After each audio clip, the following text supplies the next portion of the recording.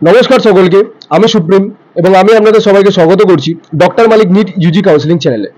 যেমন কি আমরা সবাই জানতাম সুপ্রিম কোর্টের অনুযায়ী আজকে কিন্তু 6 জুলাই এবং আজকে কিন্তু আমাদের কাউন্সিলিং যেটা অল ইন্ডিয়া কাউন্সিলিং এমসিসি 15% কিন্তু স্টার্ট হয়ে যাওয়ার কথা ছিল, কিন্তু এখনো অবধি না কি সাইট আপডেটেড হয়েছে এখনো, আর নাহি আপনার কোনো অফিসিয়াল নোটিশ বেরিয়েছে, আর নাহি কোনো আপনার অফিসিয়াল শিডিউল বের করা হয়েছে regarding the all India counselling. ঠিক আছে, যাই হোক, আই থিঙ্ক ওরা ডিসিশন নিচ্ছে, আই থিঙ্ক ওরা 8 জুলাইয়ের পরেই হয়তো কাউন্সিলিংটা স্টার্ট করানোর ডিসিশন নিচ্ছে, গভর্নমেন্টের দ্বারাও হয়তো চাপ দেওয়া হয়েছে এবং অলমোস্ট আমরা জেনে গেছি এইটা যে অলমোস্ট কিন্তু রিনিট হওয়ার চান্স খুবই কম, কিন্তু যদি কোনো আপডেট আসতে থাকে আমি কিন্তু আপনাদেরকে আপডেটেড করতে থাকবো। ঠিক আছে, আচ্ছা যাই হোক, যেমন কি আপনাদেরকে আমি আগের দিনের ভিডিওটায় বলেছিলাম যে আজকে কিন্তু আমি একটা এমসিসির ব্যাপারে ভালো ফ্রেশ ভিডিও বানাতে চলেছি regarding the rules and regulation, এইবারে কি কি চেঞ্জেস আছে এবং আপনারা যদি কাউন্সিলিং করতে চান কিভাবে কাউন্সিলিং করতে পারেন। দেখুন, সবার আগে আমি আপনাদের বলে রাখি, যদি আপনারা একদম কনফিউজ থাকেন কাউন্সিলিং নিয়ে এবং আপনারা চাইছেন কাউন্সিলিং গাইডেন্স নিতে, তাহলে 8240285522 এই নাম্বারে কিন্তু কল করে আমাদের সাথে যোগাযোগ করতে পারেন। আমরা কিন্তু কাউন্সিলিং করাই এবং আমরা কিন্তু একটা খুবই বেয়ার মিনিমাম কস্টে আপনার পুরো গোটা কাউন্সিলিং করে দেবো। একটা কথা বলে রাখি, কাউন্সিলিং কিন্তু খুব একটা জটিল প্রসেস। আপনারা যদি ভাবেন যে ঘরে বসে কাউন্সিলিং করিয়ে নেবেন, ঠিক আছে, ওটা আপনারা করতে পারেন, কিন্তু কারো গাইডেন্সের আন্ডারে কিন্তু কাউন্সিলিংটা করান। ঠিক আছে, আচ্ছা যাই হোক, ভিডিওটাকে লম্বা টানবো না, আমরা পুরো ব্যাপারটাকে ভালো করে জানার চেষ্টা করি। ঠিক আছে, আচ্ছা সবার আগে এইখানে যে পয়েন্টটা সেটা আপনাদেরকে জানতে হবে কি ভাই, participating seats in all India counselling কি, কোন কোন ইনস্টিটিউটগুলো পার্টিসিপেট করে, কোন কোন কলেজেসগুলো পার্টিসিপেট করে, কি কি কোর্সের জন্য অল ইন্ডিয়াতে আমি পার্টিসিপেট করতে পারবো, ওই সব ব্যাপারগুলো আপনাকে জানতে হবে। ঠিক আছে, আচ্ছা সবার আগে আমি আপনাকে এখানে বলে রাখি যে কলেজেসগুলো বা যে ইনস্টিটিউটসগুলো পার্টিসিপেট করে সেগুলো হচ্ছে আপনার বলে দিই, 15% all India seats for MBBS BDS. ঠিক আছে, স্টেটের 15% যা যা সিট আছে ওইগুলো কিন্তু এখানে পার্টিসিপেট করবে। 100% MBBS BDS seat of BHU for open category এখানে পার্টিসিপেট করবে। এইমস এর জন্য কিন্তু 100% সিট পার্টিসিপেট করবে। কিসের জন্য? এইমস এর জন্য। ঠিক আছে, অ্যাক্রস ইন্ডিয়া মানে যে কটা এইমস এর সিট সব কিন্তু আপনার অল ইন্ডিয়া কোটা দিয়ে আপনার এমসিসি 15% দিয়ে কিন্তু আপনার এমসিসি যে অল ইন্ডিয়া কাউন্সিলিং আছে ওইটা দিয়ে কিন্তু আপনার ফুলফিলড হবে, মানে সিটগুলো যেগুলো সব ভর্তি হবে। জিপমারের পুরো সিট কিন্তু আপনার ওপেন ক্যাটাগরির জন্য ভর্তি হবে। ঠিক আছে, এএমইউর সিট কিন্তু ভর্তি হবে ওপেন ক্যাটাগরির জন্য। 15% AIQ seat for Delhi university, IP university, BMMC, AM UIMS, ESIC dental. তো এইগুলো দেখতে পাচ্ছেন, এই ইউনিভার্সিটিগুলো আপনার 15% যে সিটটা ফিল আপ হবে ওটা কিন্তু আপনার অল ইন্ডিয়া কাউন্সিলিং এর থ্রু দিয়ে ফিল হবে। আচ্ছা, তার সাথে বলে দিই, জামিয়া মিলিয়া ইসলামিয়া যে আপনার ওপেন সিটগুলো আছে ওইগুলো কিন্তু আপনার অল ইন্ডিয়া কাউন্সিলিং দিয়ে ফিল্ড হবে, আর 15% all India quota seat for এজি। তো আপনারা দেখতে পাচ্ছেন এই কলেজেসগুলো এবং এই ইউনিভার্সিটিসগুলোর এই এমবিবিএস বিডিএস সিটগুলো কিন্তু আপনার অল ইন্ডিয়া কাউন্সিলিং এর থ্রু দিয়ে কিন্তু ফিল্ড হবে। ঠিক আছে, আচ্ছা এবার আমি এখানে একটা ইম্পর্টেন্ট পয়েন্ট বলতে চলেছি, একদম ভালো করে শুনবেন। অনেক গার্জিয়ান এবং অনেক স্টুডেন্ট কিন্তু আমাকে এই ডাউটটা জিজ্ঞেস করেছে, আমি ভিডিওর মাধ্যমে কিন্তু সবাইকে আপনাকে এই ডাউটটা ক্লিয়ার করে দিচ্ছি। দেখুন, ক্যাটাগরি শিফট ব্যাপারে এই ব্যাপারটা আমাকে অনেকজন জিজ্ঞেস করেছে যে আমি কাউন্সিলিং এর টাইমে আমি রেজিস্ট্রেশনের টাইমে নিটের ফর্ম ফিল আপ যখন করছিলাম আমার তখন ইডব্লিউ সার্টিফিকেট ছিল না, আমি জেনারেলে বসিয়ে দিয়েছিলাম, বা আমার ওবিসি সার্টিফিকেট ছিল না, আমি জেনারেল বসিয়ে দিয়েছিলাম, তাহলে আমি কি কাউন্সিলিং এর টাইমে আমার ক্যাটাগরি শিফট করতে পারবো?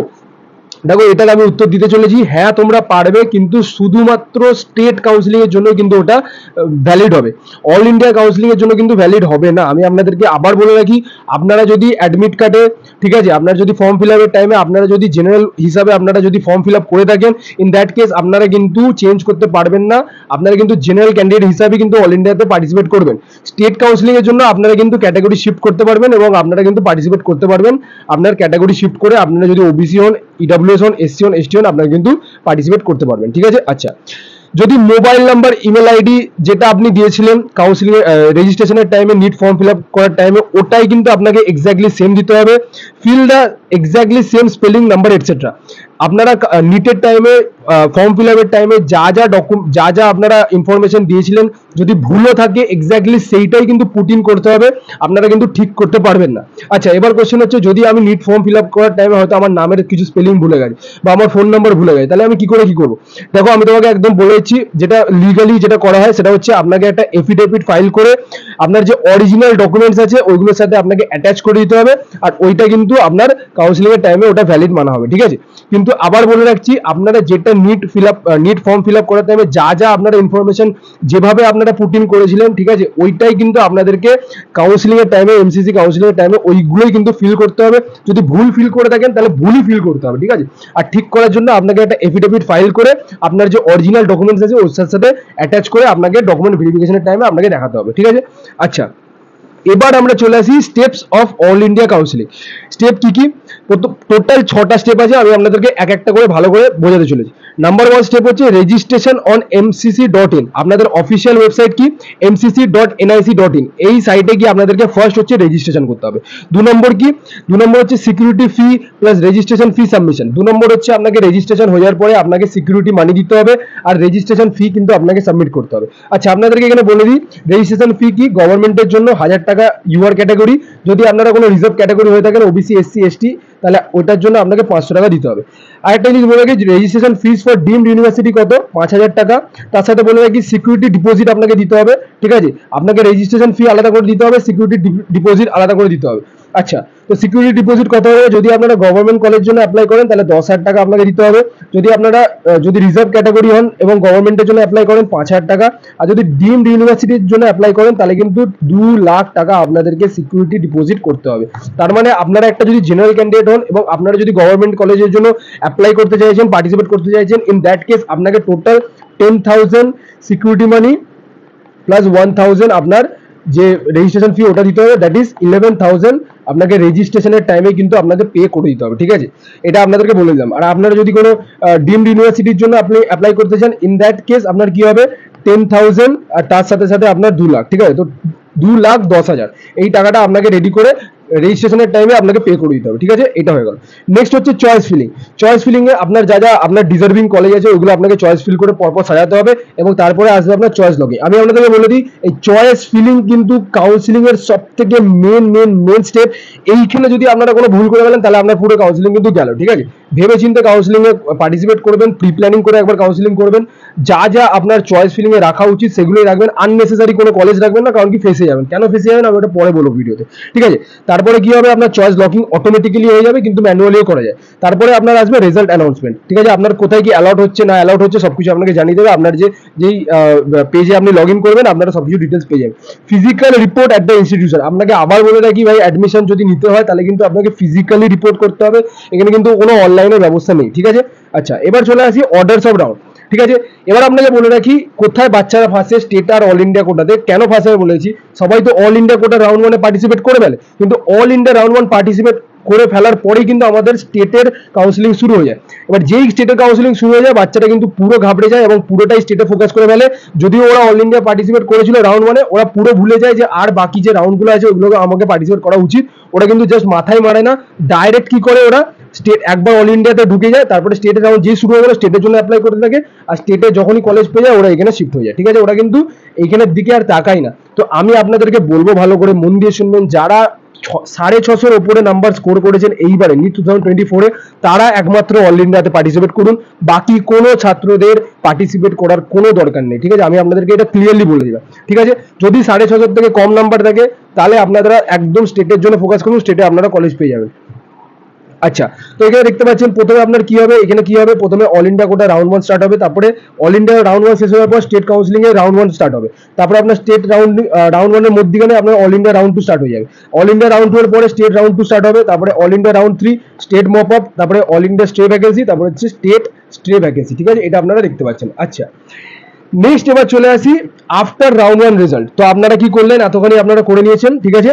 প্রথমে কি করলেন, রেজিস্ট্রেশন করলেন, রেজিস্ট্রেশন করার পরে সিকিউরিটি ফি, রেজিস্ট্রেশন ফি এগুলো সব সাবমিট করে দিয়েছিলেন, চয়েস ফিলিং করে দিয়েছেন, চয়েস লকিং করে দিয়েছেন, রেজাল্ট বেরিয়ে গেছে রাউন্ড 1 এর। এবার আপনাকে কি কি করতে হবে দেখুন, আপনার কাছে রেজাল্ট বেরোনোর পরে 3টে অপশন থাকবে, ভালো করে মন দিয়ে শুনবেন, যা যা বলছি মন দিয়ে শুনবেন। ভিডিওটা লম্বা হতে পারে, ভিডিওটাকে স্কিপ করবেন না, লাস্ট অব্দি দেখবেন, নাহলে কিন্তু কিচ্ছু বুঝতে পারবেন না, ঠিক আছে। আর আমি বলে রাখছি যদি কাউন্সিলিং গাইডেন্স চাই তাহলে কিন্তু 8240285522 এই নাম্বারে কল করে আমাদের থেকে পেড কাউন্সিলিং গাইডেন্স আপনারা নিতে পারেন। আমরা কিন্তু একটা বিয়ার মিনিমাম কস্টে আপনার কিন্তু কাউন্সিলিং করিয়ে দেবো, ঠিক আছে। দায়িত্ব নিয়ে পুরো কাউন্সিলিং করিয়ে দেবো। ওই জন্যই বলছি যদি কাউন্সিলিং কিচ্ছু না আইডিয়া থাকে তাহলে আমাদের থেকে কাউন্সিলিং গাইডেন্স নিতে পারে। এবার যা যা বলছি মন দিয়ে শুনবেন, ঠিক আছে। একবার আপনার রেজাল্ট বেরিয়ে গেল অল ইন্ডিয়ার, আপনার কাছে তিনটে অপশন থাকবে, ঠিক আছে, মন দিয়ে শুনবে। প্রথমে হচ্ছে আমার কলেজটা পেলাম, আমি কলেজ পেয়ে গেছি কিন্তু আমি যেতে চাই না, আমি ফ্রি এক্সিট করতে চাই, সেইটা কিন্তু একমাত্র রাউন্ড ওয়ানে পসিবল। আপনি চাইলে ঘরে বসে বসে হয়তো আপনি কাউন্সিলিং করালেন, আপনার কলেজ অ্যালট হয়ে গেছে, আপনি কলেজ যেতে চাইলেন না, আপনার মর্জি অনুযায়ী আপনি ঘরে রয়ে গেলেন, এইটা কিন্তু একমাত্র রাউন্ড ওয়ানে পসিবল, ঠিক আছে, এটা কিন্তু আপনি করতে পারবেন। আচ্ছা, এবার আমার প্রশ্ন হচ্ছে, আমি যদি ফ্রি এক্সিট করে যাই তাহলে কি আমার সিকিউরিটি মানি যেটা ওটা আমার ফরফিট হয়ে যাবে নাকি ওটা আমি ফেরত পাবো? আমি আপনাদেরকে বলে দেই, অ্যাকর্ডিং টু রুলস রাউন্ড ওয়ানে কিন্তু ফ্রি এক্সিট অ্যালাউড আছে, আর আপনি যদি ফ্রি এক্সিট করেন তাহলে কিন্তু আপনার সিকিউরিটি মানি আপনার কাছেই থাকবে, সিকিউরিটি মানিটা কোথাও যাচ্ছে না, ঠিক আছে, এটা বলে দিলাম। নাম্বার 2 কি, আপনার কলেজে রিপোর্ট করতে হবে। আর নাম্বার 3 কি, রিপোর্ট অ্যান্ড আপগ্রেডেশন, আপনি রিপোর্ট করলেন, রিপোর্ট করে আপগ্রেড করলেন, ঠিক আছে, এই তিনটে অপশন আপনার কাছে চলে এলো। এবার আমি ধরে নিচ্ছি আপনার কাছে রাউন্ড ওয়ান রেজাল্ট বেরোলো, আপনার কাছে দুটো অপশন, এক তো আপনার কলেজ হয়তো অ্যালট হয়নি, আর একটা অপশন আপনার কলেজ অ্যালট হয়ে গেছে। দেখুন, যদি কলেজ অ্যালট না হয় আপনি কিন্তু স্টেট রাউন্ড 2 এর জন্য এলিজিবল হয়ে যাবেন, স্টেট রাউন্ড 2 তে পার্টিসিপেট করতে পারবেন, আর কোনো আলাদা করে রেজিস্ট্রেশন করতে হবে না, ঠিক আছে। আর যদি আপনি রাউন্ড ওয়ানে অ্যালটমেন্ট পেয়ে যান, ভাবুন কলেজ পেয়ে গেছেন, ইন দ্যাট কেস আপনার কাছে তিনটে কেস চলে আসে। কি কি? নাম্বার 1, আপনি কলেজ পেয়ে গেছেন কিন্তু আপনি কলেজে রিপোর্ট করতে চাইছেন না, আপনি ফ্রি এক্সিট করতে চাইছেন, ওটা পসিবল, আপনি কিন্তু ডাইরেক্ট রাউন্ড 2 তে আবার পার্টিসিপেট করতে পারবেন ঘরে বসে বসে, আপনাকে ওই কলেজে রিপোর্ট করার দরকার নেই। দুটো কি, আপনি কলেজ পেয়ে গেছেন, আপনি চাইছেন আপগ্রেড করতে, আপগ্রেড করে আপনি রাউন্ড 2 তে পার্টিসিপেট করতে চাইছেন, ঠিক আছে, এটাও পসিবল। নাম্বার 3 কি, আপনি যে কলেজটা পেয়েছেন ওই কলেজটাতেই আপনি অ্যাডমিশন নিতে চান, আপনি অ্যাডমিশন ফর্মালিটি সবকিছু কমপ্লিট করে নিয়েছেন, এবং তারপরে আপনার যে কাউন্সিলিং থাকবে ওটা অটোমেটিক্যালি এন্ড হয়ে যাবে, ঠিক আছে। আই হোপ এতখানি আপনাদের ক্লিয়ার আছে। আচ্ছা, এবার চলে আসি আপনাদের সেম প্রসেস, যারা যারা রাউন্ড ওয়ানে পার্টিসিপেট করেছে, রাউন্ড ওয়ানে যদি আপনি স্যাটিসফাইড থাকেন, আপনি যদি কলেজ পেয়ে যান, আপনি যদি চান ওই কলেজেই পড়তে, তাহলে তো ঠিক আছে, আপনি কলেজ পেয়ে গেলেন, আপনাকে আর ফার্দার রাউন্ডের জন্য দেখতে হবে না। কিন্তু আপনারা যারা ফ্রি এক্সিট করেছেন বা যারা আপগ্রেড করেছেন বা যারা রাউন্ড ওয়ানে অ্যালট হননি, তাদের জন্য আবার রাউন্ড 2 তে পার্টিসিপেট করতে হবে, এবং রাউন্ড 2 রেজাল্ট বেরোনোর পরে আপনার কাছে কি কি পসিবিলিটি আছে। রাউন্ড 2 যখনই রেজাল্ট বেরোবে তারপরে সেম আপনার কাছে দুটো কন্ডিশন, একটা হচ্ছে আপনি হয়তো কলেজ পেয়ে গেছেন, আর একটা হয়তো আপনি কলেজ পাননি, ঠিক আছে। যদি কলেজ না পেয়ে থাকেন তাহলে কিন্তু আপনাকে আবার রাউন্ড 3 এর জন্য আপনি এলিজিবল হয়ে যাবেন, এর জন্য কিন্তু আপনাকে কোনো ফ্রেশ রেজিস্ট্রেশন আপনাকে করতে লাগবে না, ঠিক আছে। আপনি যে রেজিস্ট্রেশন করেছিলেন ওই রেজিস্ট্রেশনে আপনি আবার রাউন্ড 3 তে পার্টিসিপেট করতে পারবেন। আচ্ছা, এবার যদি আপনার ভাবুন কলেজ হয়ে গেছে, তাহলে কি, কলেজ যদি হয়ে যায় তাহলে ফ্রেশ অ্যালটমেন্ট হলো এখানে আপনার। ফ্রেশ অ্যালটমেন্ট মানে কি, আমি আপনাকে বলে থাকি, যদি রাউন্ড 2 তে আপনার কলেজ হয়ে যায়, ঠিক আছে, আর ভাবুন আপনি রাউন্ড 1 এ আপগ্রেড করিয়েছিলেন তারপরে আপনার কলেজ হয়েছে, তাহলে কিন্তু আপনার রাউন্ড 1 এ যে কলেজটা ছিল ওটা কিন্তু অটোমেটিক্যালি ক্যান্সেলড হয়ে যাবে, ওটা কিন্তু আপনি আর মানে চাইলেও কিন্তু ওটাতে আপনি মানে থাকতে পারবেন না, আপনাকে অটোমেটিক্যালি কিন্তু রাউন্ড 2 তে যেই কলেজটা পেয়েছেন ওই কলেজে অ্যাডমিশন নিতে হবে, ঠিক আছে। আচ্ছা, তো ফ্রেশ অ্যালটমেন্ট হলো, যদি আপনি কলেজ পেয়ে যান এবং কলেজের সাথে যদি স্যাটিসফাইড থাকেন এবং আপনি যদি ডিসিশন নেন যে আমি হ্যাঁ এই কলেজে আমি পড়বো, তাহলে আপনার কাউন্সিলিং ওইখানেই শেষ হয়ে যাবে। যদি আপনি চান যে আমি না এই কলেজ তো পেয়ে গেছি কিন্তু আমি আবার রাউন্ড 3 তে আমি আপগ্রেড করতে চাই, তো আপনি যদি আপগ্রেড করতে চান তাহলে কিন্তু আবার আপনি রাউন্ড 3 তে পার্টিসিপেট করতে পারবেন, আপনি এলিজিবল হয়ে যাবেন। আচ্ছা, আপনি হয়তো রাউন্ড 2 তে আপগ্রেড করেছিলেন, আপগ্রেড করার পরে আপনার হয়তো অ্যালটমেন্ট হয়ে গেছে, আপনি স্যাটিসফাইড, আপনি ওই কলেজে নিতে চান, তাহলে আপনার কাউন্সিলিং এন্ড হয়ে যাবে, আপনাকে আর আলাদা করে কাউন্সিলিং করাতে হবে না। আর যদি আপগ্রেড, হয়তো আপনি রাউন্ড 1 এ আপগ্রেড করেছিলেন, তারপরে আপনি কলেজ পেয়েছেন এবং আপনি এই কলেজটাতেও স্যাটিসফাইড না, ইন দ্যাট কেস কিন্তু আপনি আবার আপগ্রেড করে রাউন্ড 3 তে পার্টিসিপেট করতে পারবেন, ঠিক আছে, এটা হয়ে গেল। আচ্ছা, এবার আপনাকে বলে দিই, যেটা রাউন্ড 1 এ ছিল, আপনি কলেজ পেয়ে গেছিলেন, আপনি ঘর বসে বসে ডিসাইড করলেন না আমি যাবো না কলেজ, আমি ডাইরেক্ট রাউন্ড 2 তে পার্টিসিপেট করবো, ওটা কিন্তু একমাত্র ফ্রি এক্সিট কিন্তু রাউন্ড 1 এর জন্যই কিন্তু অ্যাপ্লিকেবল। আপনি যদি সেম জিনিসটা রাউন্ড 2 তে অ্যাপ্লাই করতে চান তাহলে কিন্তু আপনার সিকিউরিটি মানি কিন্তু ফরফিট হয়ে যাবে, আর আপনি কিন্তু সিকিউরিটি মানি পাবেন না, কিন্তু আপনাকে আবার যদি রাউন্ড 3 তে পার্টিসিপেট করতে হয়, ইন দ্যাট কেস কিন্তু আপনাকে আবার ফ্রেশ রেজিস্ট্রেশন করতে হবে, তবেই কিন্তু পার্টিসিপেট করতে পারবেন, ঠিক আছে, এটা বলে দিলাম।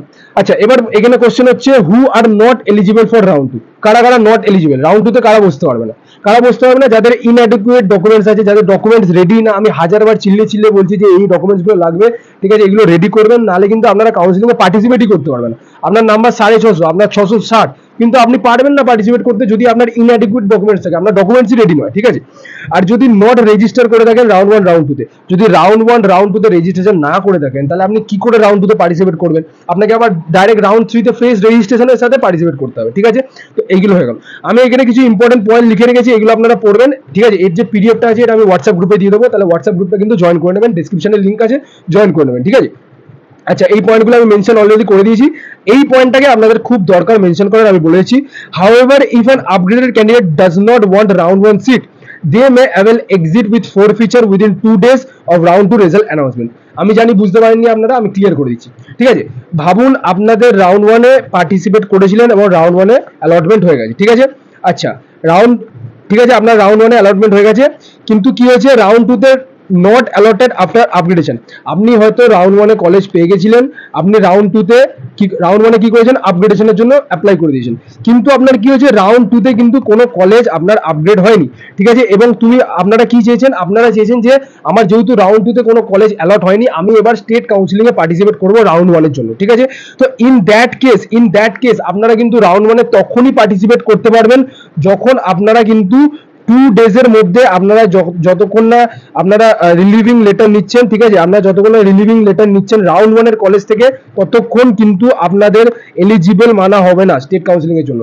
আমি আবার ভালো করে বলছি, মন দিয়ে আমার কথাগুলো শুনবেন, এই জন্যই আপনাদের ভুল হয়। ঠিক আছে, কি বলছি, আপনারা অল ইন্ডিয়া কাউন্সিলিং এ পার্টিসিপেট করেছেন, অল ইন্ডিয়া কাউন্সিলিং এ আপনি রাউন্ড 1-এ সিট পেয়ে গেছেন, আপনি কি করেছেন, ওটা আপনার সিট চাই না, মানে ওই কলেজে আপনার হয়তো ওই কলেজে আপনি চাননি, আপনি পেয়ে গেছেন। আপনি কি করেছিলেন, অল ইন্ডিয়াতে রাউন্ড 2-এর জন্য আপগ্রেড করতে বসেছিলেন, রাউন্ড 2-তে আপনার হয়তো কলেজ আসেনি। ঠিক আছে, এবার আপনি কি করেছেন, আপনার হচ্ছে কনজিকিউটিভলি, ঠিক আছে, স্টেট কাউন্সিলিং স্টার্ট হয়ে গেছে, এবার আপনারা চাইছে স্টেট কাউন্সিলিং এ পার্টিসিপেট করতে, এবং স্টেট কাউন্সিলিং এ পার্টিসিপেট করার পরে আপনারা দেখছেন আপনার কলেজ অ্যালট হয়ে গেছে।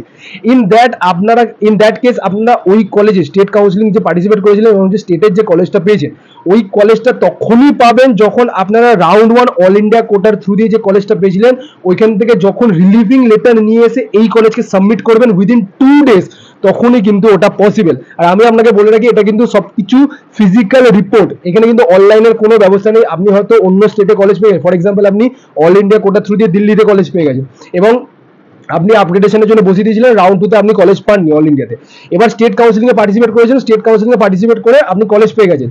তো আপনাকে কি করতে হবে, 2 দিনের মধ্যে ইউপি থেকে বা দিল্লি থেকে ওই কলেজ থেকে রিলিভিং লেটার নিয়ে এসে এই কলেজকে আপনাকে সাবমিট করতে হবে, তবে গিয়ে কিন্তু আপনি স্টেটে কাউন্সিলিং করে যে কলেজটা পেয়েছিলেন ওই কলেজটাতে কিন্তু আপনি অ্যাডমিশন ফর্মালিটিস কমপ্লিট করতে পারবেন। আই হোপ এই ব্যাপারটা আপনাদের ক্লিয়ার আছে। আমি ওই জন্য বারবার বলছি, কাউন্সিলিং কিন্তু খুবই একটা জটিল প্রসেস, ভালো করে বুঝবেন, নাহলে কিন্তু সব এলোমেলো হয়ে যাবে। ঠিক আছে, আচ্ছা সিট ব্লকিং ফ্যাক্টর এটা কি, এটা হচ্ছে সিম্পল আপনাকে বোঝাচ্ছি, একটা ব্যাপার এটাই যে ভাবুন যারা কি হয়েছে অল ইন্ডিয়া কাউন্সিলিং এ পার্টিসিপেট করেছে এবং স্টেট কাউন্সিলিং এ পার্টিসিপেট করেছে, যারা কি করেছে অল ইন্ডিয়াতেও সিট পেয়ে গেছে এবং স্টেট কাউন্সিলিং এ পার্টিসিপেট করে স্টেট কাউন্সিলিং এ সিট পেয়ে গেছে রাউন্ড 1-এ। এবার এই যে স্টেট কাউন্সিলিং এ পার্টিসিপেট করে রাউন্ড 1-এ সিট পেয়ে গেছে, এই ছেলেরা কি করে, আবার কি করে রাউন্ড 2-তে পার্টিসিপেট করার চেষ্টা করে। ঠিক আছে, সিমিলারলি হয়তো যারা রাউন্ড 2-তে সিট পেয়ে যায় তারা আবার রাউন্ড 3-তে পার্টিসিপেট করার চেষ্টা করে। তো এর ফলে কি হয়, যাদের কলেজ পাওয়ার কথা অল ইন্ডিয়া কোটার থ্রু দিয়ে, যে মানে লো মার্কসে পেয়ে যাওয়ার কথা, তারা কিন্তু কলেজ পায় না জাস্ট বিকজ অফ দিস। যারা স্টেট কাউন্সিলিং এ করে কলেজ পেয়ে গেছে তারাও একবার চেষ্টা করে যে অল ইন্ডিয়া কোটার থ্রু দিয়ে আমি অন্য কলেজ চেষ্টা করি যাতে আমার একটু ভালো কলেজ পেয়ে ওয়েস্ট বেঙ্গলের বাইরে। ঠিক আছে, তো আপনারা দেখতে পাচ্ছেন অনেক জটিল প্রসেস, আপনাকে যদি বুঝতে না পারেন আপনারা কিন্তু সবকিছু এলোমেলো হয়ে যাবে। ঠিক আছে, ওই জন্যই বলছি, যদি কাউন্সিলিং গাইডেন্স চাই তাহলে 8240285522 এই নাম্বারে আমাদের সাথে যোগাযোগ করুন। আমরা কিন্তু একটা বেয়ার মিনিমাম কস্টে কাউন্সিলিং করি, কাউন্সিলিং কিন্তু খুবই জটিল প্রসেস। ঠিক আছে, আচ্ছা নেক্সট এখানে দেখবেন হু আর এলিজিবল ফর রাউন্ড 3, আমি এখানে অলরেডি বলে দিয়েছি। ঠিক আছে, আমি আপনাকে ডাইরেক্ট এবার আফটার রাউন্ড 3 রেজাল্ট, আপনারা রাউন্ড 1-এ পার্টিসিপেট করেছিলেন, রাউন্ড 2-তে পার্টিসিপেট করেছিলেন, এবার রাউন্ড 3-তে পার্টিসিপেট করছেন। ঠিক আছে, এবার কি হবে, রাউন্ড 3-তেও আপনার কাছে দুটো পসিবিলিটি চলে আসবে, একটা হচ্ছে আপনি সিট পেয়েছেন ফাইনাল সিট, এটা কি আমি আপনাদেরকে বলেছি, আর একটা হচ্ছে আপনারা সিট পাননি, ওটা কি আমি বোঝাচ্ছি। ভাবুন আপনার রাউন্ড 3-তে পার্টিসিপেট করেছেন, ফ্রেশ রেজিস্ট্রেশনে পার্টিসিপেট করেছেন বা আপগ্রেডেশনের থ্রু দিয়ে আপনি এসে পার্টিসিপেট করেছেন। ঠিক আছে, তো আপনার হয়তো কলেজ অ্যালাউড হয়নি, তো ইন দ্যাট কেস আপনি কিন্তু ডাইরেক্ট স্ট্রে ভ্যাকেন্সির জন্য চলে যাবেন। ঠিক আছে, এবার হয়তো আরেকটা পসিবিলিটি কি, আপনি হয়তো আপগ্রেডেশনে বসেছিলেন বা ফ্রেশ রেজিস্ট্রেশন করেছিলেন, ইন দ্যাট কেস আপনার রাউন্ড 3-তে কলেজ অ্যালট হয়ে গেছে। আপনাকে বলে রাখি, রাউন্ড 3-তে যদি কলেজ অ্যালট হয়ে থাকে আপনার কিন্তু এটাই ফাইনাল কলেজ অ্যালটমেন্ট, আপনি কিন্তু ফার্দার আর আপগ্রেড করতে পারবেন না, এটা কিন্তু আপনাকে বলে রাখি অ্যাকর্ডিং টু এমসিসি রুলস। ঠিক আছে, কিন্তু আপনাকে এটাও বলে রাখি 2023-তে কিন্তু এই রুলসটা পুরো ধর্জিয়া উড়ে গেছে, কারণ কি বিহার আর ইউপিতে কিন্তু ওদের কাউন্সিলিং এর চক্করে কাউন্সিলিং ডিলে হয়েছিল বলে এই রুলসটারও কিন্তু ধর্জিয়া উড়ে গেছে। যাই হোক, রাউন্ড 3-তে অ্যালাউট হয়ে যাওয়ার পরেও কিন্তু আপগ্রেডেশনের চান্স দেওয়া হয়েছিল, কিন্তু এই বছরে কতটা কি দেওয়া হবে ওটার ব্যাপারে আমি কিচ্ছু বলতে পারি না। তো আপনারা ধরে রাখুন যেটা রুলস ওটা অনুযায়ী আমি বলছি, কি আপনারা যদি রাউন্ড 3-তে কলেজ পেয়ে যান তাহলে ওটাই কিন্তু আপনাদের ফাইনাল কলেজ, এরপরে আপনারা আপগ্রেড করতে পারবেন না, ঠিক আছে, এটাই রুলস। আচ্ছা, যদি অ্যালট হয়ে যায় আপনাকে কলেজ রিপোর্ট করতে হবে, ওই কলেজে অ্যাডমিশন নিতে হবে, আপনার কলেজ আপনার কাউন্সিলিং এন্ড হয়ে গেল। যদি না রিপোর্ট করেন আপনার কিন্তু কলেজ অ্যালটমেন্ট হবে না, সিকিউরিটি মানি তো যাবেই, তার সাথে সাথে আপনি কিন্তু আউট ফ্রম দ্য কাউন্সিলিং, আপনি কিন্তু আর স্টে ভ্যাকেন্সিতেও পার্টিসিপেট করতে পারবেন না। আর ইনফ্যাক্ট আপনি কি স্টেট কাউন্সিলিং এ পার্টিসিপেট করতে পারবেন, ওটার ব্যাপারে আমি আপনাদেরকে জানাচ্ছি। আর যদি না আপডেট হয়ে থাকে তাহলে আপনার কিছুই করার নেই, এখানে আপনার কাউন্সিলিং এন্ড হয়ে যাবে। আবার কি করতে হবে, have to stay at round two allotted college only, ঠিক আছে। আপনার যদি আপগ্রেড না হয়ে থাকে তাহলে আপনি রাউন্ড টুতে যে কলেজটা পেয়েছিলেন ওইখানেই কিন্তু আপনাকে পার্টিসিপেট মানে ওইখানেই কিন্তু আপনাকে অ্যাডমিশন নিতে হবে, ঠিক আছে। ওই জন্য বলছি কাউন্সিলিং কিন্তু একটা জটিল প্রসেস, আপনি যদি না ভালো করে বোঝেন আপনার কিন্তু পুরো কাউন্সিলিং যাবে, ঠিক আছে, বলে দিচ্ছি আমি আপনাদেরকে ভয় দেখাচ্ছি না, আমি আপনাদেরকে যেটা বাস্তব ওটাই বলছি।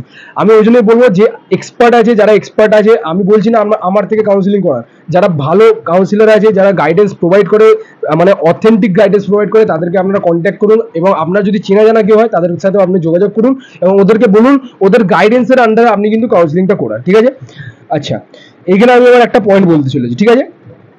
আচ্ছা, এটা ভালো করে শুনবেন, এখানে কি বলা আছে, if you want to leave college, ঠিক আছে, ভালো করে শুনবেন। রাউন্ড 3 তে আপনার হয়তো কলেজ হয়ে গেছে, রাউন্ড 3 তে আপনার কলেজ অ্যালটমেন্ট হয়ে গেছে এবং আপনি চাইছেন কলেজ লিভ করতে, কলেজ ছাড়তে, দেন কি হবে, don't take admission in that college, ঠিক আছে। ভালো করে বলছি কি শুনুন, আপনি রাউন্ড 2 তে আপগ্রেড করিয়েছিলেন, আপনার রাউন্ড 3 তে কলেজ অ্যালট হয়ে গেছে, ঠিক আছে। আপনি যদি কলেজ ছাড়তে চান, ঠিক আছে, আপনি যদি কলেজ ছাড়তে চান তাহলে কিন্তু কলেজে অ্যাডমিশন নেওয়াই যাবে না, ঠিক আছে। যদি কলেজে অ্যাডমিশন নিয়ে নেন তাহলে কিন্তু আপনি আর ওই কলেজটা ছাড়তে পারবেন না, ঠিক আছে, এটা নাম্বার 1। নাম্বার 2 কি, ইফ ইউ ওয়ান্ট সিট, তুমি যদি সিট চাও, take admission but can't appear for mop up state counselling. ভালো করে শুনবেন যা যা বলছি, ঠিক আছে। যদি আপনি রাউন্ড 3 তে কলেজ পেয়ে যান ওটাই কিন্তু আপনার ফাইনাল সিট, যদি ওই সিটটা আপনারা পান আর আপনারা যদি অ্যাডমিশন ওই সিটে ওই কলেজে নিয়ে নেন তাহলে কিন্তু আপনারা স্টেট কাউন্সিলিং এ মপ আপ রাউন্ডে পার্টিসিপেট করতে পারবেন না, ঠিক আছে, এটা। নাম্বার 3 কি, if you want to participate in mop up, ঠিক আছে, আপনারা যদি মপ আপ রাউন্ডে পার্টিসিপেট করতে চান then you have to take risk and have to resign from the round 3 allotted college and forfeit of security money, যেটা আমি বললাম, ঠিক আছে। আপনাদেরকে কি করতে হবে, আপনাদেরকে সিম্পল কলেজে রিপোর্ট করলে চলবে না, কলেজে অ্যাডমিশন নিলেই চলবে না। আপনারা যদি মপ আপ স্টেট কাউন্সিলিং এ পার্টিসিপেট করতে চান তাহলে কিন্তু আপনাদেরকে এই কলেজটা ছাড়তে হবে আর আপনার যে সিকিউরিটি মানি ছিল ওটা কিন্তু চলে যাবে, ওটা কিন্তু আপনি ফেরত পাবেন না, ঠিক আছে, ওটাই বলে দিচ্ছি। আর এইটাই কিন্তু আপনাকে একটা রিস্ক আছে, আমি বলে দিই এটা কি রিস্ক। ফর এক্সাম্পল আপনি রাউন্ড 3 তে সিট পেয়ে গেছিলেন, ঠিক আছে, এবং আপনি চাইছেন আমি স্টেট কাউন্সিলিং এরও মপ আপ রাউন্ডে পার্টিসিপেট করি, তো ইন দ্যাট কেস কি করতে হবে, আপনাকে ওই কলেজে অ্যাডমিশন নিলেই চলবে না। তো ওই কলেজে আপনি অ্যাডমিশন নিলেন না মানে কি, আপনার কোনো সিট আপনার কাছে থাকলো না, ঠিক আছে। আর সাথে সাথে আপনি মপ আপ রাউন্ডে পার্টিসিপেট করলেন স্টেট কাউন্সিলিং এর জন্য এবং মপ আপ রাউন্ডেও হয়তো আপনি কোনো সিট পেলেন না, ইন দ্যাট কেস কিন্তু আপনাকে পুরো 2024-এ ফাঁকা হাতে ঘুরতে হবে, আপনি কিন্তু কোনো কলেজ পাবেন না, ঠিক আছে। And if you don't get seat in state mop up round then you will have no option further, empty hand, কিন্তু আপনাকে খালি হাতে কিন্তু আপনাকে পুরো কাউন্সিলিং থেকে বিদায় নিতে হবে, ঠিক আছে। এগুলো হয়ে গেল ইম্পর্টেন্ট রুলস। কি যেটা আমি বললাম ওটাই আমি আপনাকে বললাম যে আপনারা যদি কলেজ মানে আমি বললাম যেটা ওটাই এখানে বলা হয়েছে, যদি আপনারা রাউন্ড 3 তে কলেজ পেয়ে যান, ঠিক আছে, তাহলে আপনারা যদি ওই কলেজে পেতে চান নিতে চান তাহলে আপনারা ওই কলেজে নিতে পারেন, রিপোর্ট করবেন, ওই কলেজে অ্যাডমিশন নিতে হবে, কলেজে অ্যাডমিশন ফর্মালিটিস কমপ্লিট হয়ে যাওয়ার পরে আপনাদের কাছে কিন্তু আর কোনো অপশন থাকবে না স্টেট কাউন্সিলিং এ পার্টিসিপেট করার জন্য মপ আপ রাউন্ডের জন্য, ঠিক আছে। আর যদি আপনারা চান যে স্টেটের মধ্যে আমি কলেজ পেতে চাই এবং মপ আপ রাউন্ডের জন্য দেখতে চাই, ইন দ্যাট কেস কিন্তু আপনাকে রাউন্ড 3 তে যে কলেজটা আপনি পেয়েছিলেন ওটা কিন্তু আপনাকে ছাড়তে হবে, আপনাকে অ্যাডমিশন নিলে চলবে না। আর ইন দ্যাট কেস কিন্তু আপনাকে ফরফিট অফ সিকিউরিটি মানি আপনাকে করতেই হবে, ঠিক আছে। তো এইসব রুলসগুলো যদি না জানেন এগুলো কিন্তু অনেক ভুল হয়ে যাবে, ঠিক আছে, আপনাকে বলে রাখি। আচ্ছা, এবার স্টে ভ্যাকেন্সি কি, স্টে ভ্যাকেন্সির জন্য কারা কারা এলিজিবল, দেখো ভাই, স্টে ভ্যাকেন্সির জন্য একদম সিম্পল লেম ল্যাঙ্গুয়েজে বলছি, যাদের কাছে কিছু নেই, কোনো কলেজ পায়নি রাউন্ড 1 রাউন্ড 2 রাউন্ড 3, ঠিক আছে, কোনো কলেজ পায়নি স্টেটের রাউন্ড 1 রাউন্ড 2 রাউন্ড 3 তে কোনো কলেজ পায়নি, তারা কিন্তু স্টে ভ্যাকেন্সির জন্য অ্যাপ্লিকেবল, বাকি আর কেউ অ্যাপ্লিকেবল নয়, ঠিক আছে। যারা রাউন্ড 3 তে পার্টিসিপেট করেছিল, রাউন্ড 3 তে যারা কলেজ পায়নি তারা ডাইরেক্ট স্টে ভ্যাকেন্সির জন্য চলে যেতে পারে, ঠিক আছে। তো এই হচ্ছে ওভারঅল একটা কাউন্সিলিং এর আমি রুলস তোমাকে বলে দিলাম, ঠিক আছে। আই থিঙ্ক তোমরা ভিডিওটাকে লাস্ট অব্দি দেখেছো এবং ভিডিওটা দেখে তোমরা অনেক কিছু জানতে পেরেছো। যদি কাউন্সিলিং এর ব্যাপারে কিছু গাইডেন্স চাই বা কোনো ডাউট হচ্ছে বা বুঝতে পারছো না, খুবই কনফিউজ হচ্ছ, কি করে কি করব না করব বুঝতে পারছি না, তাহলে তোমরা কিন্তু 8240285522 এই নাম্বারে কল করে আমাদের পার্সোনাল কাউন্সিলিং গাইডেন্স নিতে পারো। আমরা কিন্তু একটা বেয়ার মিনিমাম কস্টে আপনার পুরো কাউন্সিলিং করিয়ে দেবো, ঠিক আছে? আমরা কিন্তু দায়িত্ব নিয়ে কাউন্সিলিংটা করাই, বারবার বলে যাচ্ছি, জবে থেকে এক্সাম হয়েছে তারপর থেকে আমরা কিন্তু এই কথাটা বলে যাচ্ছি, ঠিক আছে? তো আই থিঙ্ক এই ভিডিওটার মাধ্যমে আমি আপনাদেরকে সাহায্য করতে পেরেছি, আপনারা অনেক কিছু জানতে পেরেছেন। নেক্সট ভিডিওতে আমরা স্টেট কাউন্সিলিং এর ব্যাপারে কথা বলবো, ঠিক আছে? আর কি কি ডকুমেন্ট লাগবে কাউন্সিলিং এর ব্যাপারে ওটা ব্যাপারে আমরা ডিসকাস করবো, সাথে সাথে আরো কি কি কলেজ আছে সেই কলেজের ব্যাপারে আমরা রিভিউ ভিডিও বানাবো, ফি স্ট্রাকচার কি কি হতে পারে বাকি কলেজের ওইগুলোর ব্যাপারে আমি সম্পূর্ণ ডিটেলস দেবো। আর তার সাথে আমি বলে রাখি, এইবারে যেহেতু বাড়তি কাট অফের জন্য অনেকজন খুবই চিন্তিত, তারা কি করবে কি না করবে বুঝতে পারছে না, আমি তাদের জন্য কিন্তু আদার যে ফিউচার স্কোপ গুলো বা ফিউচার অপশনস গুলো আছে, ঠিক আছে, ওইগুলো কিন্তু আমি আপনাদের সামনে তুলে ধরবো, যাতে আপনাদের একটা বুফে সিস্টেমের মতন আমি প্রোভাইড করতে পারি। আপনারা যে কোর্সটা চাইবেন সেই কোর্সটারই আপনারা ইনফরমেশন পেয়ে যাবেন, ঠিক আছে? চ্যানেলে যদি এখনো সাবস্ক্রাইব না করে থাকেন, আমি সবাইকে রিকোয়েস্ট করছি প্লিজ প্লিজ প্লিজ চ্যানেলটাকে সাবস্ক্রাইব করে দিন। অনেক কিন্তু মানে কষ্ট করে ভিডিওগুলো বানাই যাতে আপনারা বেনিফিট পেতে পারেন, ঠিক আছে? যদি চ্যানেলটাকে সাবস্ক্রাইব না করে থাকেন প্লিজ চ্যানেলটাকে সাবস্ক্রাইব করে দিন। আমি আশা করবো আপনারা সবাই সুস্থ থাকবেন, ভালো থাকবেন, সতর্ক থাকবেন। দেখা হচ্ছে আপনার সাথে নেক্সট ভিডিওতে, ততক্ষণের জন্য টেক কেয়ার। জয় হিন্দ, জয় ভারত।